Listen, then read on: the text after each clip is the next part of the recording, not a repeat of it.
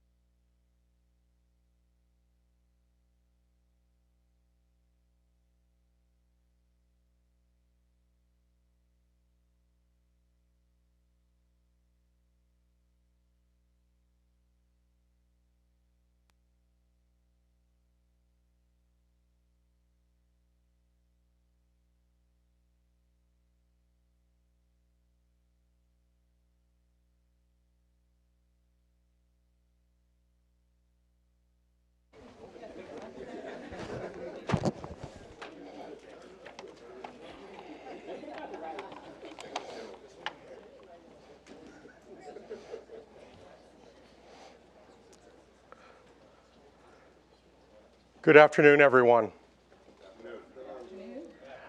My name is Peter Pham, and I'm the Vice President for Research and Regional Initiatives here at the Atlantic Council, as well as Director of the Council's Africa Center. On behalf of the Atlantic Council's Chairman, Governor Jon Huntsman, and our President, Fred Kempe, it's my pleasure to welcome you here this afternoon to this address by Ambassador Linda Thomas-Greenfield, Assistant Secretary of State for African Affairs, on Africa's place on the world stage. I'd like to extend a special welcome to their excellencies, the ambassadors, the members of the African Diplomatic Corps here in Washington, who honor us by their presence here this afternoon. Excellencies, your presence here is proof of the esteem and affection with which our speaker today is rightly held, and I thank you for that testimonial.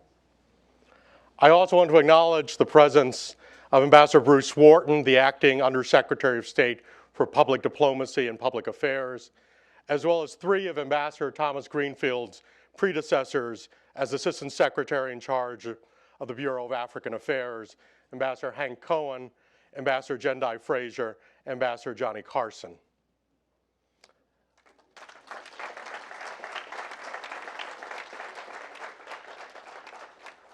Now, as my African sisters and brothers are wont to say, with all protocols observed, permit me to just say a word about the Atlantic Council's Africa Center before introducing today's distinguished speaker. The Africa Center here was established in September 2009 with a mission to help transform US and European policy approaches to Africa by emphasizing the building of strong geopolitical partnerships with African states and strengthening economic growth and prosperity on the continent. The center seeks to engage and inform both policymakers and the general public of the strategic importance of Africa, both globally and for American and European interests in particular, through programs, many with the participation of African heads of state and ministers, as well as senior US and other partner officials, and publications, as well as a robust media presence. Within the context of the Atlantic Council's overall mandate to promote a constructive US leadership and engagement in international affairs based on the central role of the Atlantic community and its shared values, the Africa Center supports and collaborates with the public and private sectors in forging practical solutions to the challenges and opportunities in Africa. It's in the spirit of this mandate that I'm delighted we're able to host this event on the eve of Ambassador Thomas-Greenfield's departure from her role as steward of the relationship between the United States and one of the world's most dynamic and fastest growing regions. These years have seen a remarkable advance in U.S. trade and investment in Africa, as well as America's commitment to Africa's security, its democratic development, and its peoples.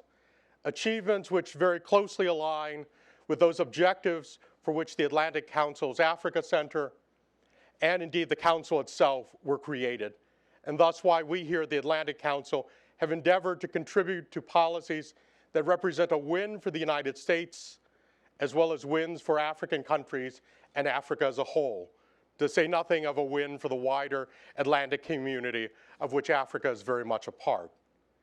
These are realities, indeed verities, worth recalling in these times of change and transition. And indeed, it's gratifying to see their global recognition in the fact that both the G7 summit in May and the G20 summit in July will focus on Africa. Now the distinct pleasure of introducing the person you really came here to hear. Linda Thomas Greenfield, of course, was sworn in as Assistant Secretary for the Bureau of African Affairs on August 6, 2013. She came to her current position from a more than 3-decade-long career in the Foreign Service that included postings in Switzerland, Pakistan, Kenya, the Gambia, Nigeria, and Jamaica, to say nothing of a well-known heroic episode in Rwanda during the darkest days of that country's genocide. Her Washington postings included tours in the Bureau of Population, Refugees, and Migration, as well as the Bureau of African Affairs, where she served as Principal Deputy Assistant Secretary from 2006 to 2008. From 2008 to 2012, she served as America's ambassador to Liberia, where she participated in the rebuilding of that country. And I'm truly delighted to say that rebuilding, which has now given the lie to the subtitle of my book on that country's vicious civil war, Portrait of a Failed State. Returning home from Monrovia, she served as Director General of the Foreign Service and Director of Human Resources, leading a full range of personnel functions for the State Department's 70,000-strong workforce, before being nominated by President Obama and confirmed by the United States Senate as the 17th Assistant Secretary for African Affairs. As Assistant Secretary, Ambassador Thomas Greenfield leads a team that includes approximately 1,100 Foreign Service officers and civil servants, and some 13,000 local staff who proudly serve in Washington, as well as 49 countries in sub-Saharan Africa.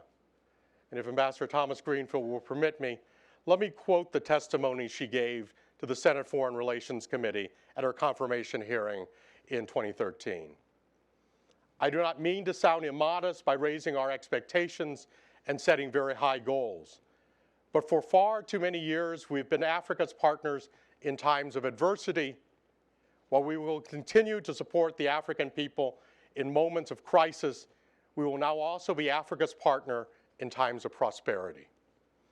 Well, Madam Assistant Secretary Linda, I think that we can say today that having packed the first U.S.-Africa Leaders Summit, 2 U.S.-Africa Business Forums, the first 3 classes of the Young African Leaders Initiative, the renewal of the African Growth and Opportunity Act, and just a couple other things into the last 3 and some years, it's been quite a run, and that the high goals you've set are that much closer.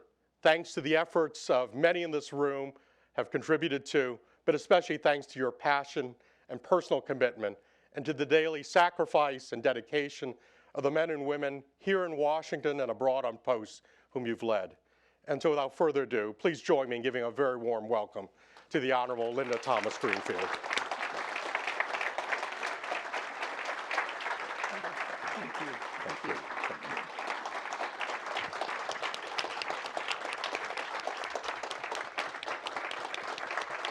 Thank you. Wow, so many friends in the room. Thank you, Peter. I want to start by thanking you and the Atlantic Council team for inviting me here today and for organizing this event. Ambassadors, and there are a lot of you in the room, so I won't name any, former U.S. ambassadors, former assistant secretaries, former commander of AFRICOM, African ambassadors, friends and colleagues.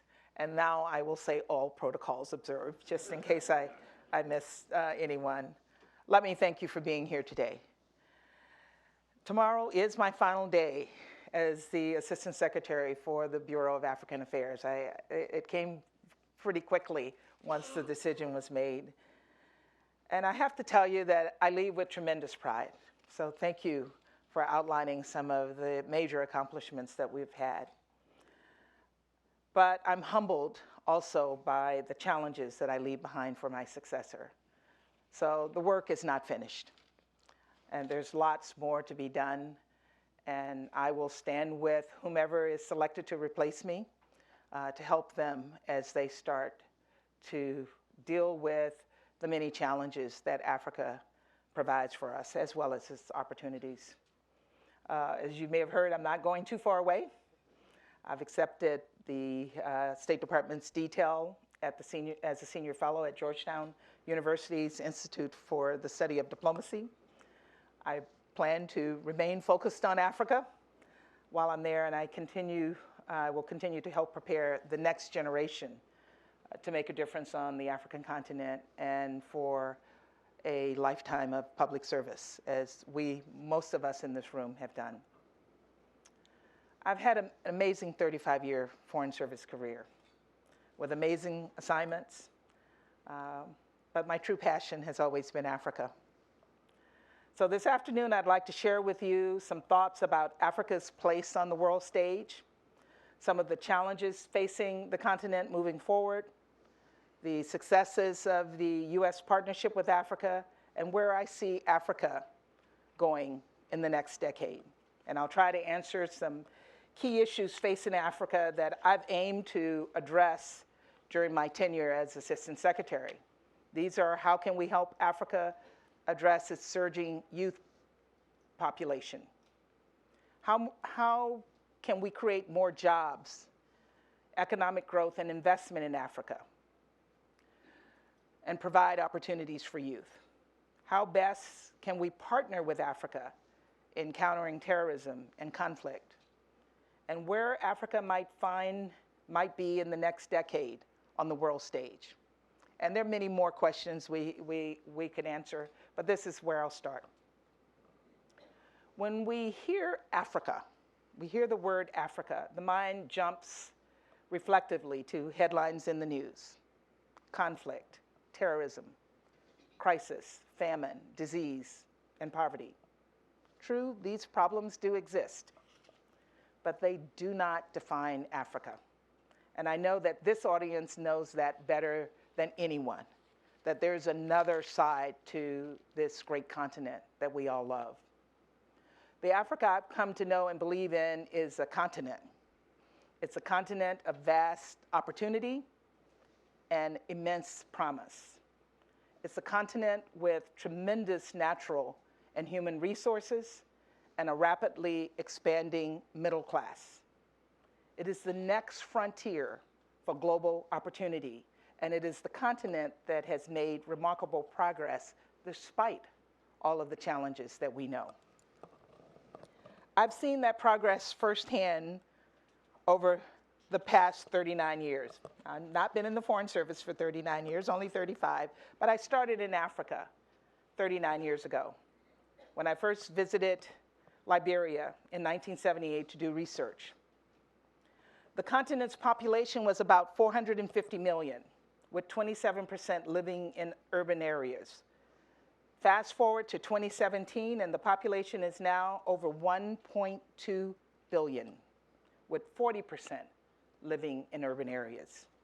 The GDP of sub-Saharan Africa back in 1978 was about $170 million.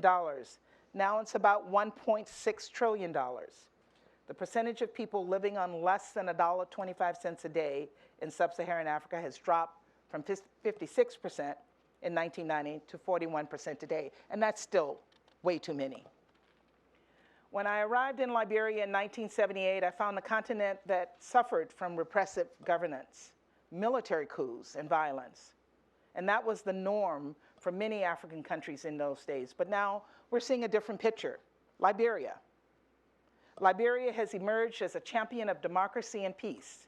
In 2005, it elected Ellen Johnson Sirleaf as the continent's first female president. She has served 2 terms and will oversee the first transition in Liberia's history of a sitting president to a democratically elected president. That's a big deal. Both Ghana and Nigeria in 1978 had been under military-controlled governments. They're both now beacons of democracy. Many African countries have had successful democratic elections in recent years. In addition to Nigeria and Ghana, most recently, South Africa, Namibia, Cabo Verde, Senegal, Burkina Faso, Benin, and I can go on, but I can't forget the Gambia, where I attended 3 weeks ago, the presidential inauguration that marked that country's first successful transition of power after a 22-year dictatorship. I felt when I went to Gambia for the inauguration that it was a victory lap. I was there just on the 18th of February, and it was my last official trip.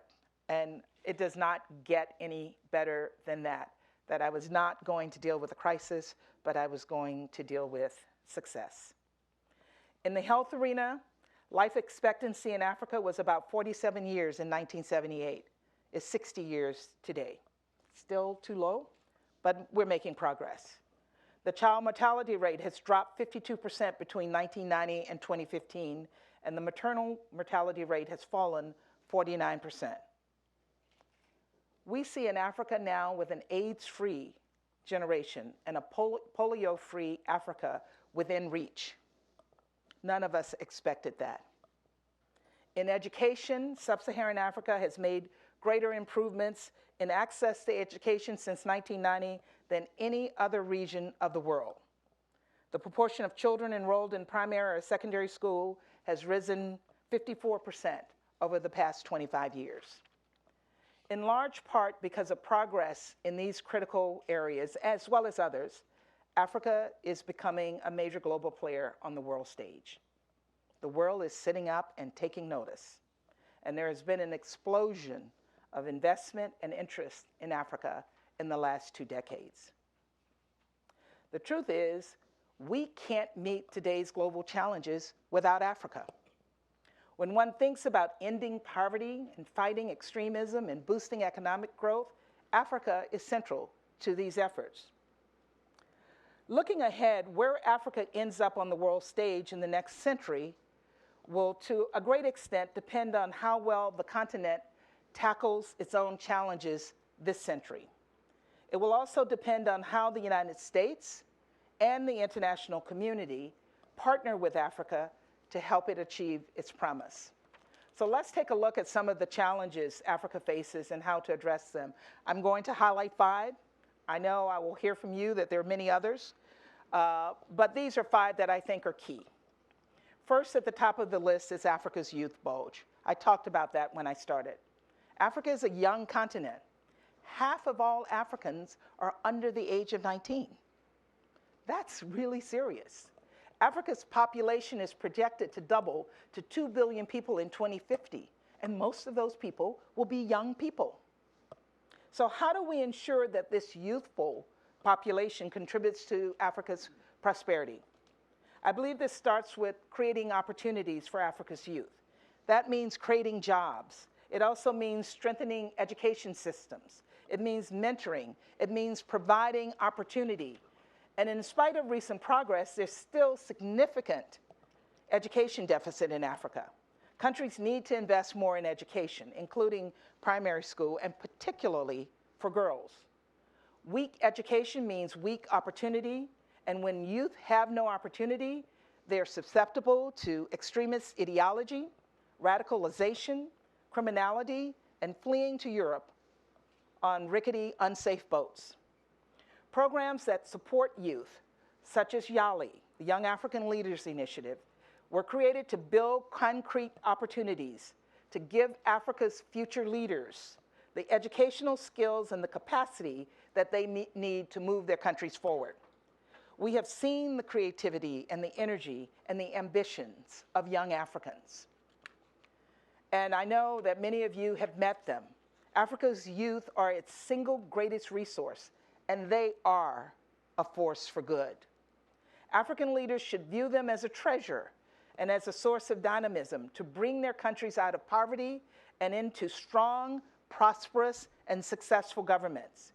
If we can ensure Africa's youth are engaged and they're contributing to their countries, Africa's economy will grow and its people will prosper and stability will be the order of the day.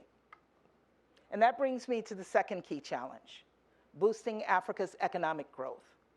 While Africa's overall economic trends are favorable, economic understanding of the real opportunities that exist. We need to correct misperceptions of risk and educate companies about the opportunities and the possibilities. They're not in the non-agricultural sector and they can't read and write. We need to empower African women because when women are empowered, they invest in their children, their families, their communities, and their countries. And I would note that the United States, of course, is not the only player on the continent of Africa. We also want to encourage other countries to invest. I often get asked about the role of Africa, of China in Africa. Africa is a huge continent. There's room for everyone to work there, and there are opportunities for all in the private sector. But I do say to African countries, you have to look at potential investors and pursue the best deals for your country and for your people. And you have to determine that you're getting a deal that is lasting and that is quality. We actually think that US companies and US corporate culture have a particularly good story to tell in Africa. And we know that when given a choice, African countries prefer American companies because of the values we bring to the table. We need to communicate that more consistently to our African interlocutors. A third key challenge for Africa is establishing strong democratic governance and eliminating corruption. While we've seen progress in some places, too often we see our African leaders clinging to power. Jammeh, for example. When leaders refuse to prepare for transition, sooner or later, instability, if not outright civil war, is the result. Cote d'Ivoire in 2011, with Gbagbo, who refused to step down after losing the election, is a case in point, and I mentioned Gambia. And as for corruption, it remains an obstacle to progress, and it has to end, and we all know that. In a 2015 survey by Transparency International, 58% of Africans said corruption had grown worse over the preceding 12 months. The same survey revealed that 22% of Africans, 1 in every 5, had paid a bribe to an official. Corruption promotes exclusion and poverty by denying the most vulnerable people in Africa their basic needs and their security. It stifles development. A 2002 African Union study estimated that corruption costs the continent roughly $100 billion per year. And I know that figure surely must be higher today.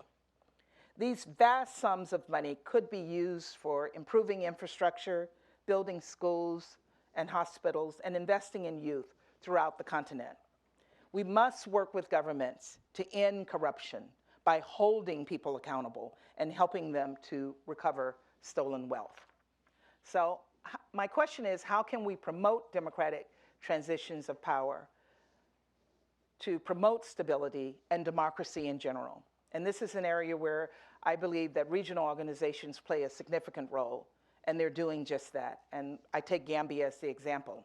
When President Jammeh reneged on his commitment to accept the results of the Gambia's presidential election in December of 2016, it was the economic community of West African states who stepped up and took a stand for democracy. ECOWAS, together with Mauritania and Morocco, organized a strong diplomatic campaign with outreach by multiple heads of state to influence Jammeh to give up power. In support of diplomatic efforts, ECOWAS's military forces amassed on the border of the Gambia, and in the end, Jammeh got the message and he stepped aside, ceding power to the winner of the election, President Barrow. And this was an excellent example of African-conceived and African-managed efforts. The African Union is also a major player in promoting democracy, and they've been an advocate for free, fair, and democratic elections and peaceful transitions of power, even while some leaders living in glass palaces are reluctant to criticize their peers. But the African Union has stood strong. Ultimately, this is about the will of the people. An Afrobarometer survey last year indicated that more than 2/3 in Africa say democracy is preferable to any other form of government. And a survey in 2015 indicated that 3/4 support term limits. Africans want democracy. We need to capitalize on this sentiment by helping to build the capacity of civil society and electoral commissions to deliver elections that represent the will of the people. Fourth on the list of challenges is ending conflict and countering terrorism. South Sudan's civil war has devastated that country for 3 years now, leading to massive displacement and a famine, an entirely man-made famine. It's bad enough when it's a natural disaster and we can't control it, but a man-made famine. Boko Haram continues to tear apart local communities in Nigeria and the Greater Lake Chad Basin. Al-Shabaab, Al-Qaeda in the Islamic Maghreb, and other terrorist groups continue to undermine the stability of countries throughout the continent. How do we partner with Africa to end the devastating impact of terrorism? This is another key area where regional organizations are making a difference. The AU has taken a leading role addressing Africa's security challenges through standing up regional and AU peacekeeping missions and by building up funding for these missions.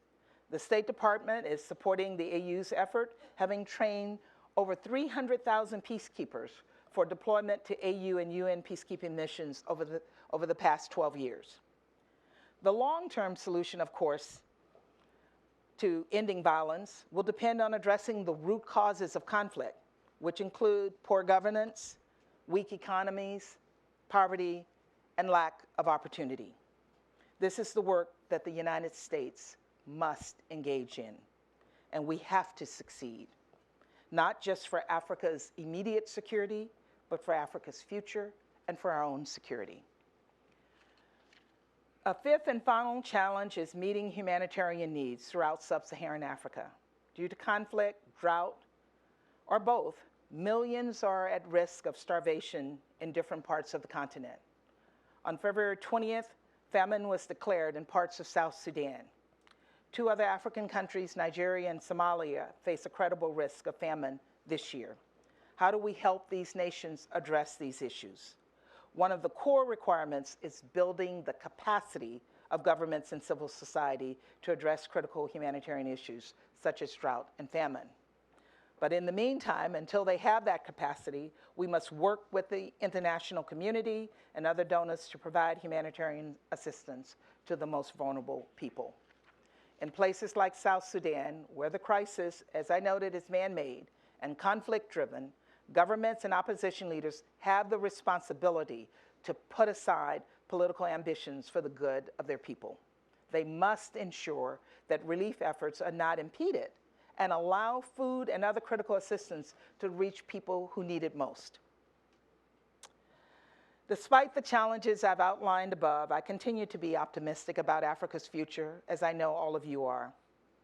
Africa has tremendous possibility with its resources, both natural as well as its people. If Africa can effectively harness its resources, the future is extraordinarily bright. We know that with only a few resources, African youth and women are developing businesses that are creating jobs, providing opportunities for the next generation. We know that the renewed focus on improving infrastructure is another beacon of hope. Energy and programs like Power Africa, roads and schools and hospitals being built will lay the path for investment and for economic growth. Turning Africa's challenges into opportunities is hard work. But we have made tremendous progress. And for me, that optimism that I have comes from, more than anything, from the young people of Africa, who I meet every time I travel to the continent. Their talent and their drive and their dedication are changing their countries for the better. Ultimately, Africa's success depends on a strong U.S.-Africa relationship and continued engagement, and that requires a team effort.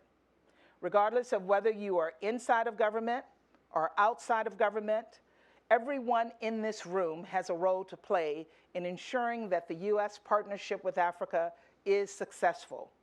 Africa needs your ideas, it needs your passion, your advocacy, and your teamwork. I have to say, as I close, that I have immensely enjoyed working with all of you. For me, this has been a real labor of love and passion. It's because of that passion that I've been able to work 14-plus-hour days, 7 days a week, for the past 3.5 years. And while much remains to be done, much has been accomplished. I look forward to staying engaged with you as we protect American interests by helping Africa achieve its promise and its place on the global world stage. Thank you very much, and I look forward to your questions. Thank you.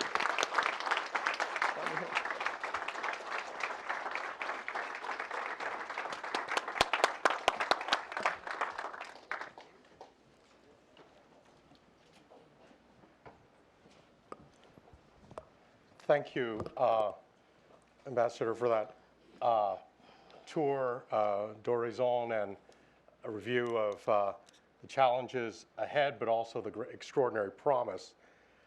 I'm going to exercise the host's prerogative and throw out a first question and then open the floor up. You've listed a number of, we've listed a number of accomplishments and some challenges there. If you had to choose, what was the high point of this, these last 3.5 years, and perhaps, you know, what's the low point? Wow. I have to say there were a lot of high points. The Africa Leaders Summit was a huge, huge high point. And I started the job knowing that I started in August of 13, and the president announced in July that he was going to host the Leaders Summit. So it was on my plate the day I walked in the door. And I have to admit, I was not confident that we could pull it off. But with the help of all of you in the room, but particularly the African ambassadors, we did it. And I think that will pay dividends for many years to come. I think if I had to list the second, and as I said, there are many, the Nigerian election. Nobody thought that that election would be successful. And we pulled out all the stops. Secretary Kerry visited 3 times. I was there more times than I can count. And I was there on the day of the election. Johnny was there with NDI, and others of you were there as well. And from the moment the election polls opened that morning, it was clear that the Nigerian people were committed to having a good election. And they did it. And then the second best part was that President Goodluck Jonathan, and he will go down in history, and this is his legacy, accepted the results of the election without any fanfare and turned over the reins of power to his opponent. And that set, I think, a standard for the rest of the continent. And we were part of it, but it was the people of Nigeria who actually did it. But that was a proud moment for us. Low points. Is Shannon in the room? Shannon, you remember December of 2013? That was a low point, and I had only been on the job a few months. That was the resumption of civil war in South Sudan just 2 years after independence. It was a sad moment to see this country that 2 years earlier, we were all rejoicing with, we were all jubilating the success of this new country to the community of democracies. And 2 years later, we were faced with a complete failure. And for me, that continues to be a sad moment because as I leave this job tomorrow, South Sudan still has not figured out a way to find peace for itself and for its people. And the people of South Sudan continue to suffer. So that's it. Thank you. Now we'll open it up to, are there many questions? I would ask you to please wait for the microphones to come to you, and then when they arrive, if you would, although many of us know each other, for the sake of those who are watching us on the webcast or otherwise, please identify yourself. So Mel, right here in the middle.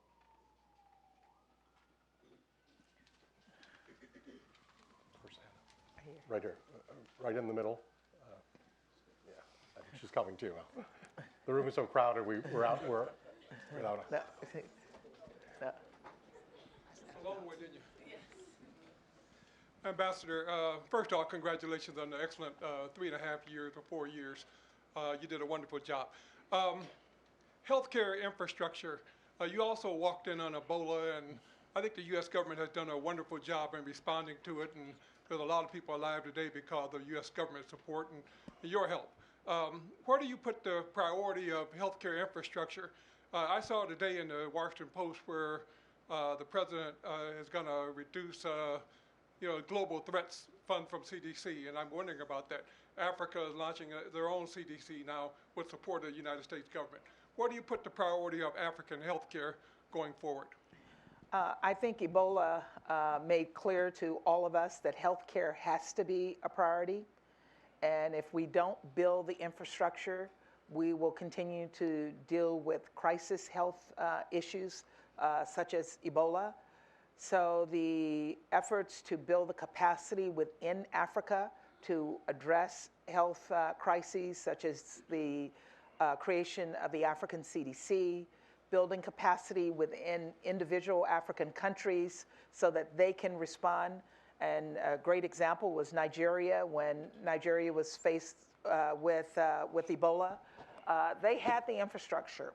It wasn't perfect, but it was an infrastructure that worked, and they were able to stop the spread of Ebola in Nigeria. So the answer is building the capacity inside of Africa. I firmly believe that we will continue to remain committed to supporting that effort. And in addition to the United States, there are other partners who will also work with Africa to support that effort. Thank you. Ambassador Aruna. Thank you very much. Congratulations again, Ambassador Greenfield, for a job well done. And I think I would want to ask maybe a question that might be an educated guess from your part, or quite an educated guess from your part. I think is in mind of everybody here. Where do you see the next phase of the U.S.-Africa relationship under this new administration, specifically from your point of view? I know nothing is clear now, but I want an educated guess from you. Thank you. That's assuming that I'm educated. Africa has always been bipartisan in our efforts from administration to administration.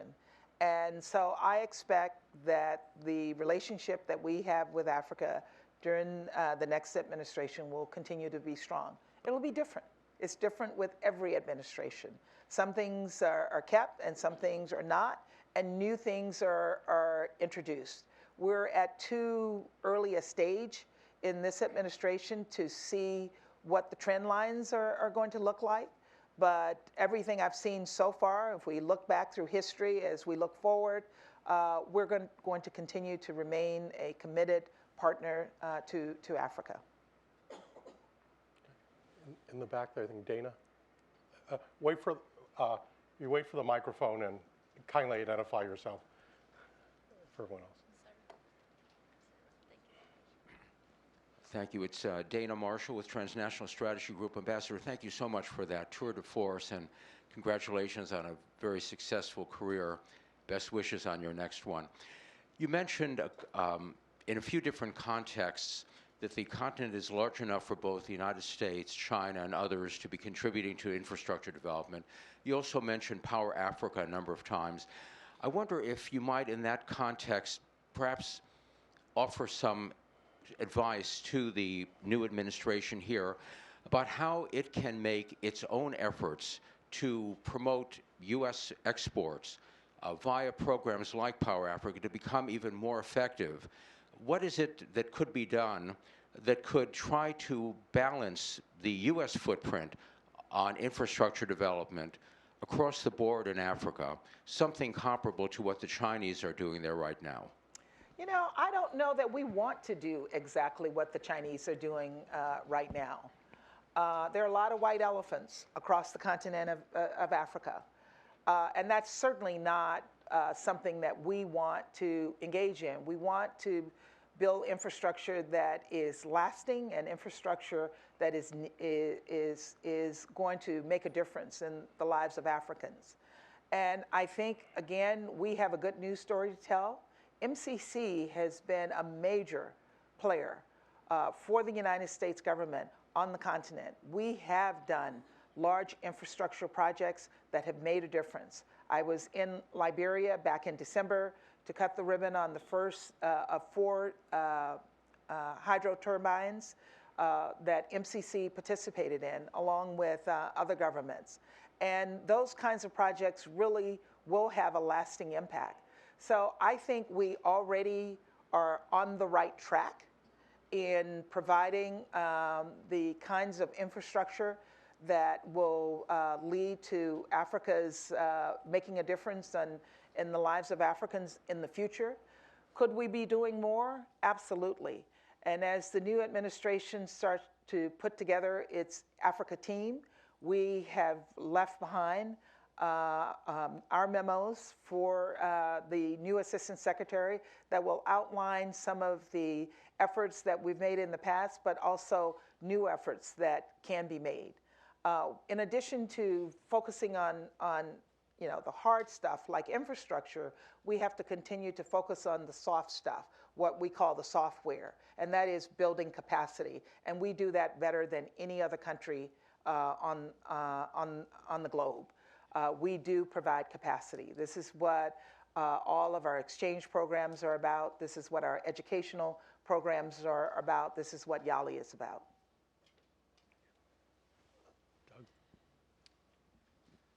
Hi, Doug Brooks, International Stability Operations Association. In terms of African stability operations, we've seen a lot of new partners that we're working with. I wonder, in 2 or 3 ideas, where would you like to see the U.S. go in terms of supporting these partnerships in the future? Well, I think we have to continue to do more of what we're already doing. One, building capacity, providing training to Africans to respond to the internal threats that they face. We're doing that in the case of Nigeria. We're doing it with the Cameroonians. We're doing it in Chad. We're doing it in Somalia, helping to train and build capacity for them to respond, because we can't be everywhere all the time. Secondly, we have to look at what their threats are and the extent to which those threats are can be dealt with internally. So what are the root causes of some of the problems in Africa? Boko Haram just didn't grow up overnight as a terrorist organization. There were internal issues inside of Nigeria that contributed to the creation of Boko Haram. And so working with these governments on dealing with human rights and kind of the soft things of taking care of their own people is a second area that I think is key. And then third, we have to work with the regional organizations and other partners, because again, this is not something we can do alone. It's a team sport, and everybody has to participate in it. And it's not just us.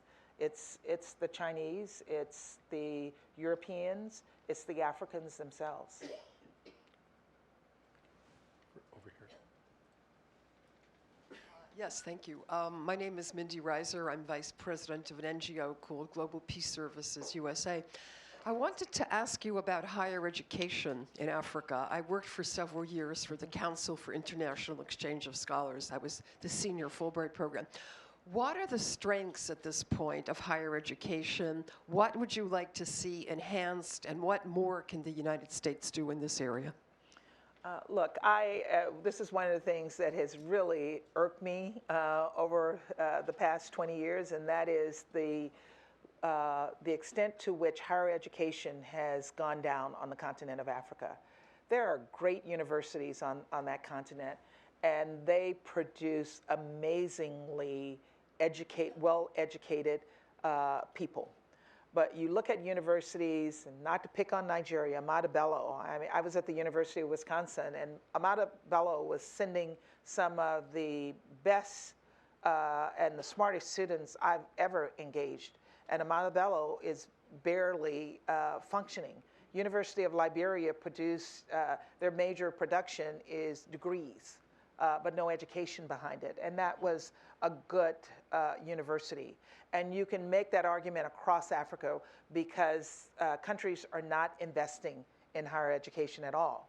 But let's take it a step farther. They're not investing in secondary school. They're not investing in tertiary school. So while we're seeing more and more kids go to primary school, they have nowhere to go from there. And the level of education, the quality of the education they're getting in these primary schools do not prepare them for the future.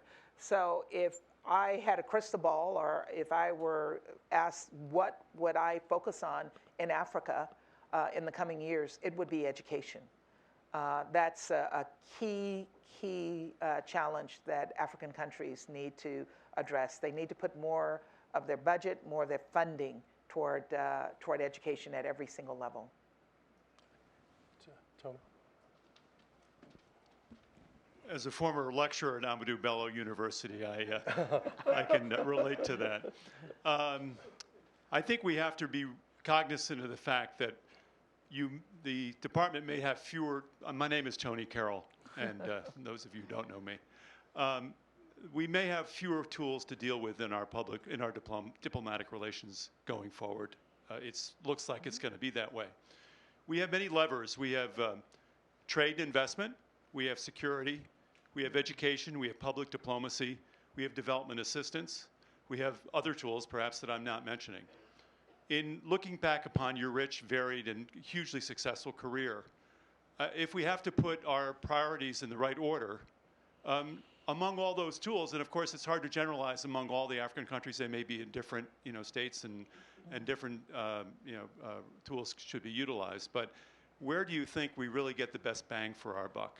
And where do we have the most leverage in our relationships with Africa? You know, the exchange programs, I think, have paid dividends for us for generations. And we have educated a whole generation of African leaders. And we continue to educate. And I think that is where we will continue to get tremendous rewards from, are programs like that. They have long-term benefits. People remember their experiences, both good and bad, but mostly good experiences in the United States or through programs that we have supported. And the other one, and it's kind of similar, is Peace Corps. I cannot tell you a country that I've been in Africa where there are Peace Corps volunteers that people do not express their gratitude for Peace Corps and for what Peace Corps has done. And people will remember their Peace Corps teacher, they're in their 70s, and they'll remember the Peace Corps teacher who taught them in the 1960s. So these are soft programs, but these are the programs that truly make a difference to the people of Africa. Certainly, we're going to have to continue to work in development. We're going to have to continue to work in security. And we have to continue to build our diplomatic platform so that we can engage with Africans. Where we're going to go in terms of money, I think all of that is kind of working its way through Congress and through the administration.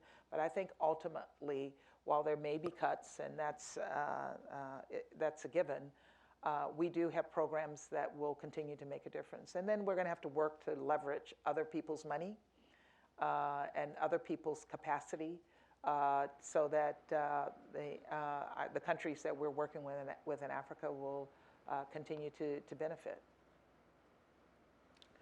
The gentleman over here. Hi, my name is Mohamed Dini. I am from Minnesota, actually, and I came here. I'm so glad to be here because of your leadership. I'm so sorry that you are leaving from the State Department. Thank you, Mr. Pham and Africa Program for your facilitation of this event. Dear Linda, corruption is a problem that this continent has been going on. I was young when I'm actually from Somalia. I'm Somali American. It was 1989 when the former government collapsed, actually 1991. But the corruption in the African continent in general is a disaster. We have kind of disasters, we have man-made disasters, we have extremists that are going on in Somalia or in Nigeria. When there's bad government based on corruption, the hope is very low. We are very pessimistic. I hope that the best friend that the Africa has is the United States. I hope that the honeymoon will go on, will not finish. But what's the strategy? What do you think that this administration, our president, our great President Trump's administration in Africa, I know that you are leaving, but what's your prospects in Africa? I hope that there will be what I call Afro-Americanomics, that Africa will not be forgetting. So how do you see in Africa with the next 10 years? Like Jendai Fraser or Jasper Crocker, I was a child. At that time, Jasper Crocker was Africa director for the State Department director for Africa. Are you optimistic that Africa will gain the respect and dignity that it has without corruption? I'm absolutely optimistic. Africa has to earn its own respect and the respect of its people. It's not something that we can give. It's not something that we control. It's all within the hands of Africans themselves. We can help. We can build capacity. We can help hold people accountable for corruption. And as I said in my remarks, corruption is stifling development on the continent of Africa. It's horrific to be in a city driving down streets and roads don't work, and to see mansions on roads that barely can take a car. These are things that people themselves have to address and leaders have to address. And I think as we look at the young people that are on the continent of Africa, those we've engaged in through YALI, but we engage with a lot of young people. They want to see their countries thrive. They want to be proud of their countries. And so I think as we go into the next decade, we're going to see these countries begin to develop and develop in a positive way, because this is what people are asking for. And we all have to stand up against corruption. We all have to hold people accountable. And we all have to call a spade a spade. When we see it, we have to call it. And people don't like it. They don't want to hear it. And particularly, you know, Africans are very respectful of each other. And so you don't want to call out each other. We Americans will call you out. We'll call out each other. It's just part of our culture. And then you don't like us when we call you out. But then when we stop calling things out, people say, well, where's America? Why are you not saying more? What are you doing about corruption in Africa? What are you doing to deal with this situation? Well, it's not us, it's you. You have to deal with this. You have to ask for our help. You have to want it, and then you have to accept it. And so again, we have to work together to see this continent start to show the benefits of all the resources you have. This is a rich continent, extraordinarily rich continent. People should not be starving to death on the continent of Africa. But again, it's going to take a lot of hard work, as I said. Mima, here. Thank you. Ambassador, thank you for Mima Nedeljković. Wide-ranging thoughts and reflections, and I think we cover an awful lot of various topics. But I'd be interested, there's one we seem to not have touched on. That's the rise of the African private sector, African-born bred businesses, and perhaps, we've had many years on the continent, kind of your reflection of what you've seen over the years and what role the African private sector could play in its own development of its continent. Thank you. Yeah, we have to have the Africa private sector, because what happens is things go wrong. Americans pack up their bags and go home. All foreigners pack up their bags and go home. So there has to be an homegrown, African-led, African-based private sector. And what I've seen is with very little, we have seen huge growth in the Africa private sector. Young people with hardly any money, women with hardly any money. And some of the things that we need to do is figure out a way to provide capital to these young budding businesses to take them to the next level. So they're creating jobs, but they're only creating jobs at a certain level because they can't get the capital to go to the next level. And we have to look at where we might be able to assist in them getting that next level of capital that will put them into the next level of job creation. And it can be done. We've seen it happen. The Africa Development Foundation has been giving small grants to African entrepreneurs, and we've seen what people have done with just a small amount of money. So if there are American investors in the room, I encourage you to look at some of these young budding entrepreneurs who just need a little bit of capital to take what are great ideas and move them into job creation opportunities for the continent. And it's growing. The young lady there was waiting. Hello, ma'am. My name is Adetola. I work with a TV station in Nigeria. And my question is, I know they've kind of asked the question already, but you've not really answered it. And it's about President Donald Trump and his policy for Africa. Till now, we've still not really seen any policy. And there are a lot of fears, like most times when I get calls from my station, it's always about what's going to happen to Yali, what's going to happen to PEPFAR. You know, already we've heard what he did with TPP, and what's going to happen to AGOA. So these are the fears that people are having. So what do you think President Trump is going to do? Are we going to see a real policy on Africa that will keep, you know, the relationship that President Obama built with Africa? Or do you think, you know, is it over? So can you please answer this question? You're asking me for a crystal ball. It's not over. I mean, I find that question just, I don't even know how to answer that question. It's not over. This administration has been in power for less than 2 months.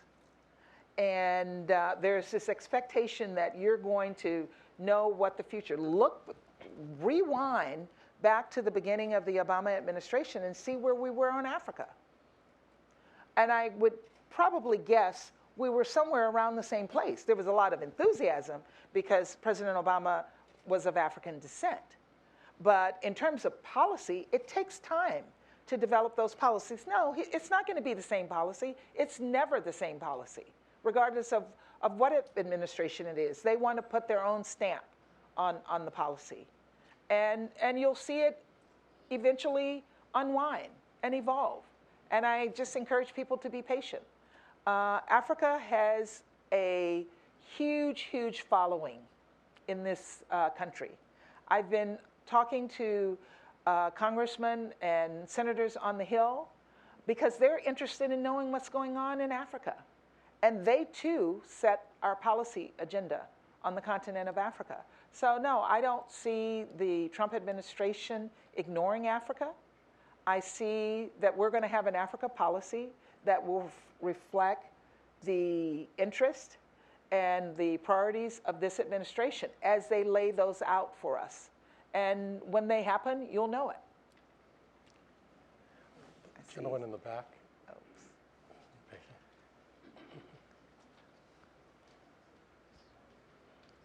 Good afternoon. My name is Toure Kairaba, and I'm from Ivory Coast. I'm a student in economics, and my specialization is international trade. I have two main concerns tonight. My first one is, like you talk about the relationship between United States and Africa. You know, Africa always has a relationship with United States since the beginning. But the problem is, what type of relationship do they have? Because what we notice is United States going in Africa as helper, or are they going in Africa as a two-man continent, or like as Africa is a continent, which are they trying to help, or is a continent which is like sovereign and they try to have like a partnership with them? I don't know if you get my point. I think I do. Okay. Because like I notice in Africa, what we need first is a transfer of technology. Because Africa has, like you said, is a very rich continent. It has all those main resources already there. But what we need is to add value on those resources. And the Western continent countries has already the technology that Africa needs. What the Western continent are trying to do to help Africa to add value on those first raw material. Thank you. That's an excellent question, and it is adding value to your natural resources that will make your economies grow and will create jobs. So I absolutely agree with you. But my question back to you and back to Africa is Africa has to demand that technology. It has to demand it, it has to want it, it has to put it in their agreements that they are having with companies. Companies are going to do the most they can, and that's their business. It is the business of companies to make profit. And so they are about making profits. Countries have to ensure that as they make profits, that they invest some of those profits back into the country, into technology, and ensure that value is added to the resources that are on the continent. For example, in Nigeria, Nigeria should be a petrol-producing country, not just an oil-producing country. But Nigeria has to demand it. And I sometimes, you know, and again, I love Africa. I want to see this economy grow. But it is not just our problem that Africa is not growing. The problems are also in Africa as well. And so we have to partner with African countries to ensure that the kinds of capacity that you're talking about is part of our relationships. Let's see. One more time. Janetta. Ambassador, if I may respectfully, Sister Ambassador, Janetta Cole from the National Museum of African Art. So my question will be self-serving. We all have enormous respect, admiration for the traditional visual arts of Africa. But on the contemporary African art scene, there's an extraordinary explosion.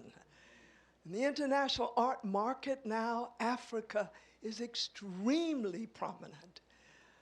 What do you see with this, not only in terms of our ability just to continue to admire human creativity, as expressed on the one continent where human creativity was first expressed, but what do you see in terms of the potential around economic development for the visual arts? I think the answer is simple.